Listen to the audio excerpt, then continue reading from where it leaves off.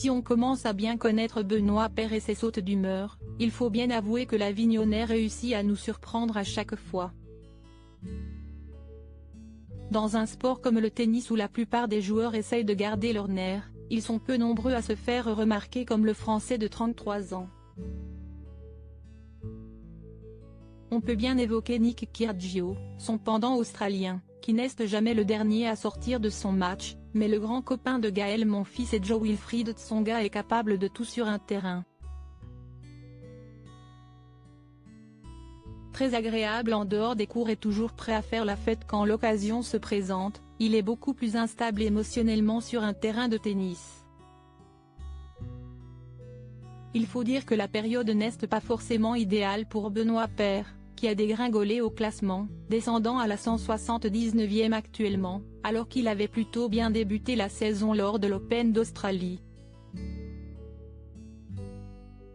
Entre-temps, il s'est séparé de sa copine, Julie Bertin, et les résultats ne sont plus au rendez-vous. Pour tenter de se relancer, le champion s'est rendu au Japon pour participer au tournoi Challenger de Matsuyama, et si certains pensaient que ce voyage en Asie allait l'apaiser, ils se trompaient lourdement. Opposé à Dan Sweeney, un joueur australien classé 168e mondial, le Français a complètement pété un plomb dans le premier set. Après une balle mise dans le filet alors que les deux joueurs sont au milieu du premier set, ce dernier va dégoupiller. Enclé par une péteux. Va te faire en clair. Putain de ta mère la péteux. Ta mère la péteux. Vocifère-t-il.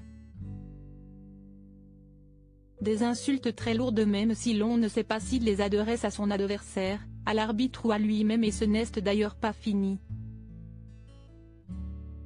Après une remontrance de l'arbitre face à son comportement répréhensible, Benoît Paire lui répond du tac au tac, « Oui, oui, ouvre tes yeux s'il te plaît ».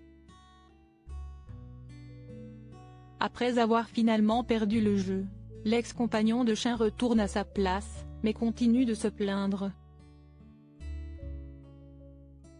Allez super. Si esti super. Si esti super ces tournois. Mais pourquoi je viens au Japon? Explique-moi pourquoi. Tu viens, il ne voit rien, teste-t-il, certainement à l'adresse de l'arbitre.